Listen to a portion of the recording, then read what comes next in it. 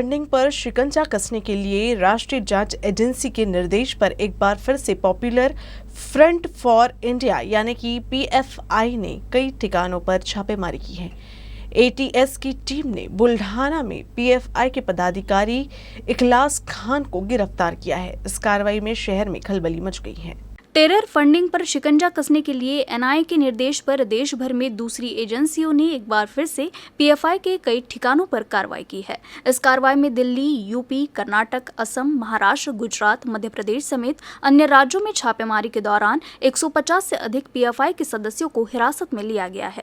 सभी संदिग्धों से पूछताछ जारी है। पीएफआई के खिलाफ संदिग्ध सूचना के आधार पर छापेमारी की गई है। इस बीच बुल्ढाना में भी एटीएस ने एनआईए के निर्देश में कार्रवाई की। इस कार्रवाई में पीएफआई के पदाधिकारी काशान हुसैन और इखलास खान को गिरफ्तार किया गया है। इस कार्रवाई से शहर में खलबली मच गई है।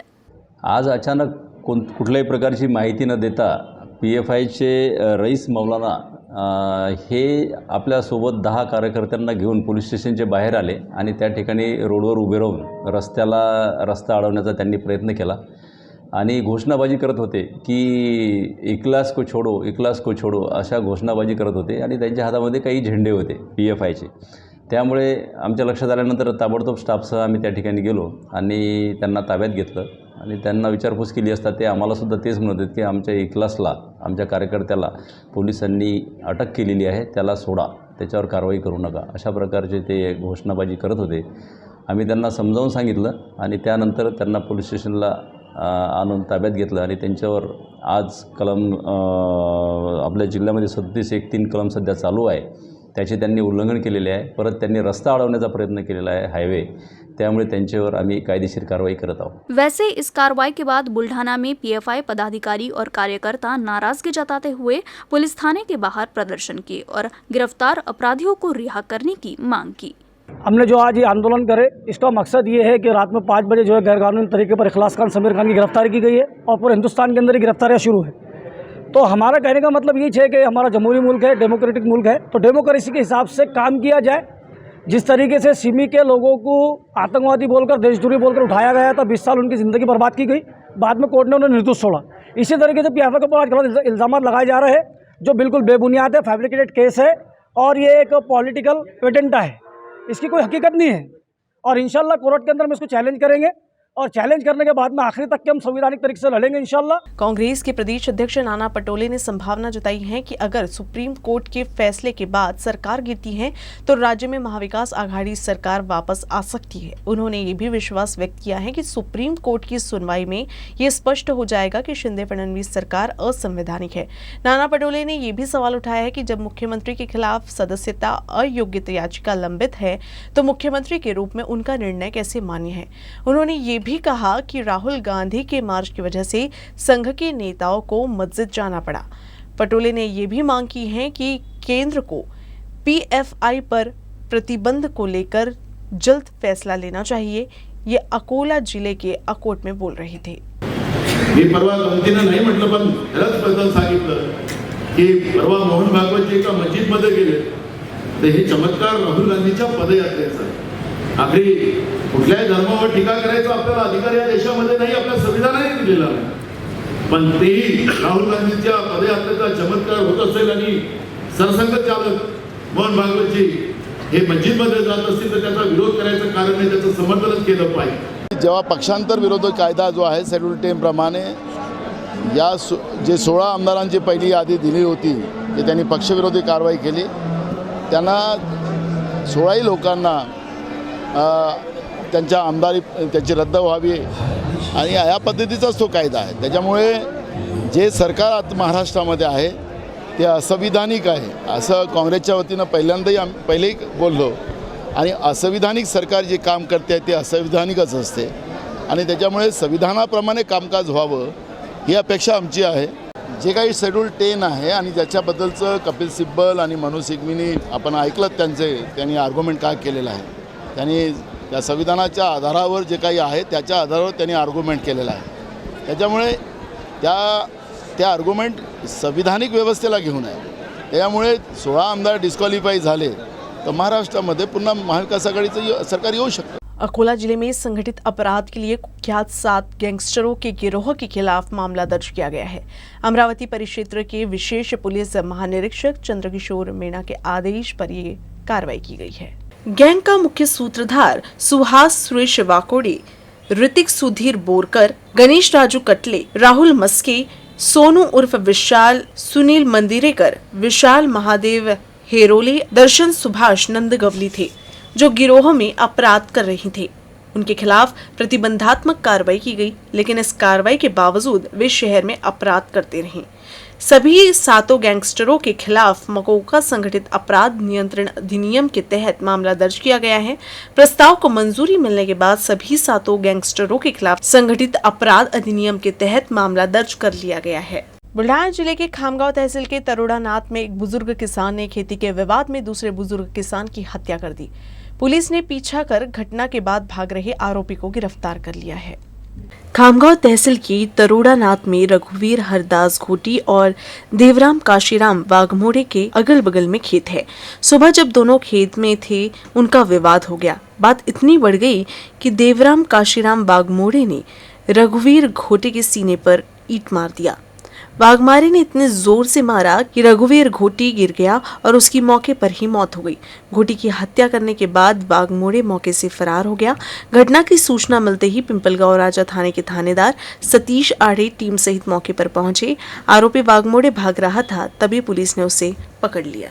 माझे वडील आणि वहिनी शेतामध्ये गवत घेण्याकरता गेले असता देवराम काशीराम वाघमोडे हे तिथे बांधावर आल्यानंतर तिथे त्यांनी शिवीगाळी केली वडिलाला आणि त्या वादामुळे वडिलाला त्यांनी वीट हाणून फेकून मारली। याच्यावर बाबा जागीच मृत्युमुखी पडले। अकोला रेलवे पुलिस ने अकोला रेलवे स्टेशन पर ट्रेन से यात्रियों का सामान चुराने वाले चोरों को 12 घंटे के भीतर गिरफ्तार किया है। उनके पास से चोरी का सामान भी बरामद किया गया है। पुलिस इंस्पेक्टर अर्चना गाडवे और आरपीएफ के इंस्पेक्टर यूनुस खान ने अज्ञात चोर की तलाश करते हुए गुप्त सूचना के आधार पर आरोपी शेख शोएब शेख जमीर और आदर्श सिंह सुरेश सिंह के पास से एक बैग और एक लेनोवो कंपनी का लैपटॉप बरामद किया है। 40,000 रुपए नकद, 3 हैंडबैग, 3,000 रुपए नकद, फिरियादी के दस्तावेज और कुल 45,200 रुपए की अन्य सामग्री बरामद की है। बुल्ढाना जिले के शेगांव तहसील के एकफल गांव की समस्या यूसीएन पर सोमवार को दिखाई गई थी। इस खबर के बाद पालक मंत्री समेत प्रशासन की नींद खुल गई है। गांव में पक्की सड़क नहीं होने की वजह से गांव के युवाओं की शादी नहीं हो रही है। हालांकि अब गांव में सड़क के लिए 3.5 करोड़ रुपए की राशि स्वीकृत की गई है। बुल्ढाना जिले के शेगांव तहसील के एकफल गांव में आज़ादी के 75 साल बाद भी पक्की सड़क नहीं है, इसलिए इस गांव के लगभग 40 से 50 युवकों की शादी नहीं हो पा रही। सड़क नहीं होने की वजह से कोई भी इस गांव में अपनी बेटी की शादी करने को राजी नहीं है।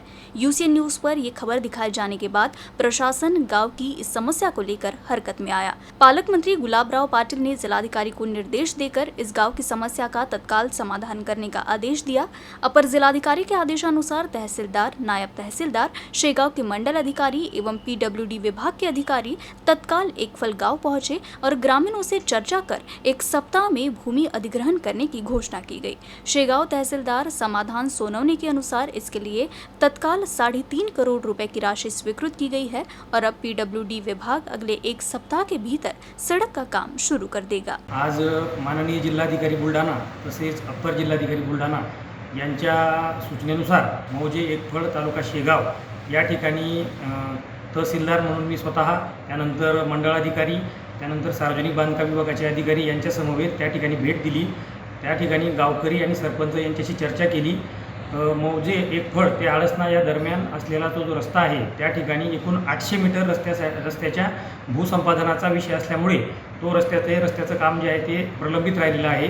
तर त्या ठिकाणी एकूण 8 शेतकऱ्यांचे जर त्यांनी शेतकऱ्यांनी संबंधित सरळ खरेदीसाठी संमतीपत्र त्या ठिकाणी दिलेलं आहे आणि त्यासाठी सार्वजनिक बांधकाम विभाग यांच्याकडे 3.5 कोटी रुपये एकूण तो जो आहे निधी आहे तो मंजूर झालेला आहे आणि या निधीतून संबंधित भूसंपादनाची प्रक्रिया पूर्ण केली जाणार आहे व भूसंपादनाची प्रक्रिया पूर्ण केल्यानंतर त्या गावाचा रस्त्याचा प्रश्न जो आहे तो मिटणार आहे.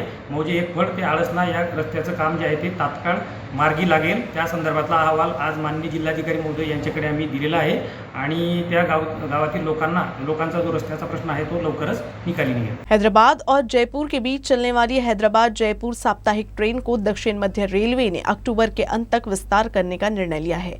इस ट्रेन से विस्तार होने से यात्रियों को बड़ी राहत मिली है. अकोला रेलवे स्टेशन से बड़ी संख्या में यात्री हैदराबाद और जयपुर के लिए प्रस्थान करते हैं. हैदराबाद जयपुर के बीच चलने वाली विशेष ट्रेन का विस्तार किया गया है. जयपुर हैदराबाद साप्ताहिक स्पेशल ट्रेन 30 अक्टूबर तक चलेगी. जयपुर हैदराबाद स्पेशल ट्रेन 13 जुलाई से शुरू की गई थी. इस ट्रेन को अकोला में यात्रियों का अच्छा प्रतिसाद मिलने से अब इस ट्रेन का विस्तार होने से स्थानीय यात्रियों को हैदराबाद और जयपुर आने जाने में काफी सुविधा होगी. अकोला में मानव अधिकार संगठन ने विविध मांगों को लेकर जिलाधिकारी कार्यालय के सामने अनशन शुरू किया है. अनुसूचित जनजाति प्रमाण पत्र को रद्द कर सरकारी सेवा से बर्खास्त अधिकारी कर्मचारियों को फिर से सेवा में बहाल करने की मांग की जा रही है. अकोला में ऑर्गेनाइजेशन फॉर ह्यूमन राइट्स के नेतृत्व में सरकारी सेवा से निष्कासित कर्मचारियों को फिर से सेवा में बहाल करने की मांग करते हुए अनशन शुरू किया गया है. जिलाधिकारी कार्यालय के बाहर अनशन पर बैठे इन आंदोलनकारियों का कहना है कि जब तक मांगे पूरी नहीं होती तब तक आंदोलन पीछे नहीं लिया जाएगा. जिल्हा शाखा अकोलातर्फे जिल्हाधिकारी कार्यालय अकोला येथे उपोषणाचा कार्यक्रम आयोजित करण्यात आलेला आहे. हा भाग या प्रकरणाला ही एक वळण आहे की उपविभागीय अधिकाऱ्यामार्फत जातीचं प्रमाणपत्र देण्यात येते. म्हणजे महसूल विभाग जातीचं प्रमाणपत्र देतो व आदिवासी विभागामार्फत कार्यरत असलेली जी समिती आहे जात पडताळणी समिती ही त्याला अवैध ठरवते. हा एका प्रकारे अन्याय आहे. यामुळे शासनाने 15 जून 95, 30 जून 2004, 21 ऑक्टोबर 2015 याचे सेवा संरक्षणाचे निर्णय दिलेले आहेत. तसेच न्यायालयाने सुद्धा हजारो प्रकरणात सेवा संरक्षण दिलेले आहे. परंतु जगदीश बळीराम बैरा FCI या प्रकरणामध्ये जो निकाल आला त्या निकालाची चुकीचा अर्थ काढून निर्णय शासनाने घेतला. त्यामुळे हजारो कर्मचारी हे अधिसंख्य पदावर वर्ग करण्यात आले. अधिसंख्य पदावर वर्ग करून आज 31 महिने झालेले आहेत. 31 महिन्यापासून जे सेवानिवृत्त कर्मचारी आहेत त्यांना कुठल्याही पेन्शनाचा लाभ दिला नाही. सेवानिवृत्तीचा कोणताही लाभ दिलेला नाही. बुलढाणा जिले के खामगांव में अग्रसेन महाराज की जयंती के अवसर पर एकता वाहन रैली व शोभा यात्रा का आयोजन किया गया. बैंड पथक के साथ ही लाइव परफॉर्मेंस आकर्षण का केंद्र रहे. इस मौके पर सांसद प्रतापराव जाधव, विधायक आकाश फुंडकर, पूर्व विधायक दिलीप कुमार सानंदा, अशोक सोनोने भी मौजूद थे. महाराज श्री अग्रसेन की जयंती के अवसर पर अग्रवाल उत्सव समिति द्वारा खामगांव शहर में विभिन्न कार्यक्रमों का आयोजन किया जाता है. इस बार अग्रसेन जयंती पर भव्य शोभा यात्रा निकाली गई. इस शोभा यात्रा में बड़ी संख्या में अग्रवाल समाज के लोग शामिल हुए. इस दौरान झांकी सभी के लिए आकर्षण का केंद्र रही.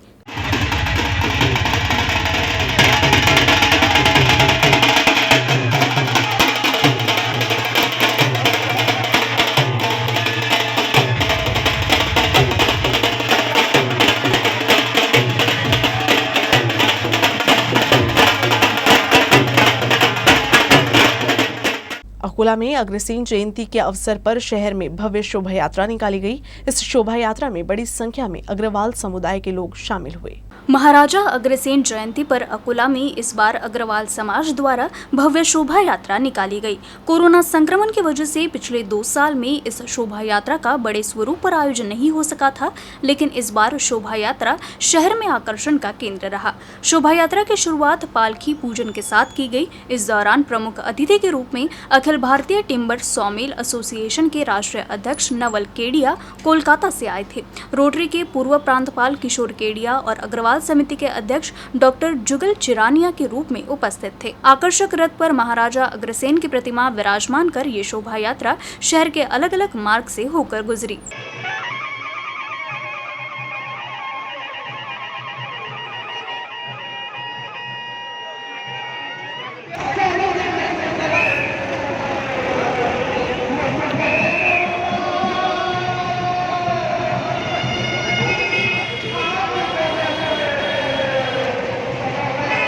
2 साल बाद जिला परिषद शिक्षकों के अंतर जिला स्थलांतरण का समय आ गया है।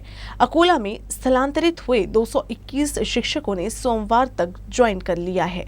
संबंधित शिक्षकों को काउंसलिंग के जरिए तैनात किया जा रहा है। कोरोना संक्रमण की वजह से ग्रामीण विकास विभाग ने शिक्षकों के तबादले पर रोक लगा दी थी। इससे शिक्षकों का अंतर जिला तबादला प्रक्रिया 2 साल से ठप है। हालांकि अब ग्रामीण विकास विभाग ने अंतर जिला तबादलों के लिए एक ऑनलाइन प्रक्रिया लागू की। शिक्षकों द्वारा दी गई जानकारी और स्थानांतरण मानदंड को ध्यान में रखते हुए बिना किसी राजनीतिक हस्तक्षेप के स्थानांतरण प्रक्रिया की जा रही है।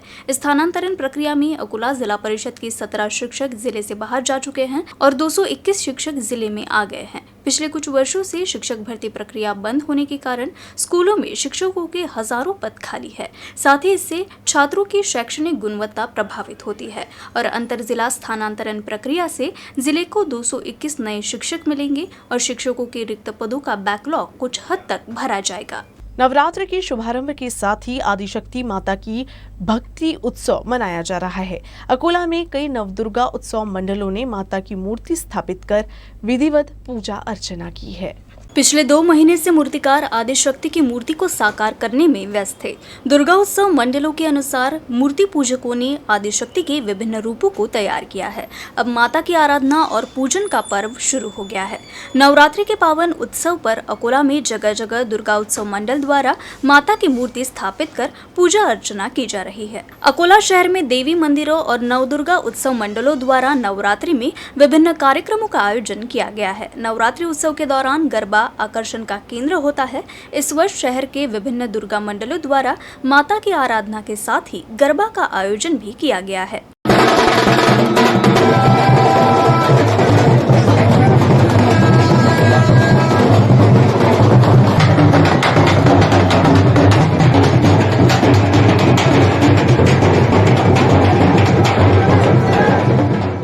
न्यूज रूम से बस इतना ही। खबरों का सिलसिला यूं ही चलता रहेगा। अब देखते रहिएगा UCN न्यूज अकोला।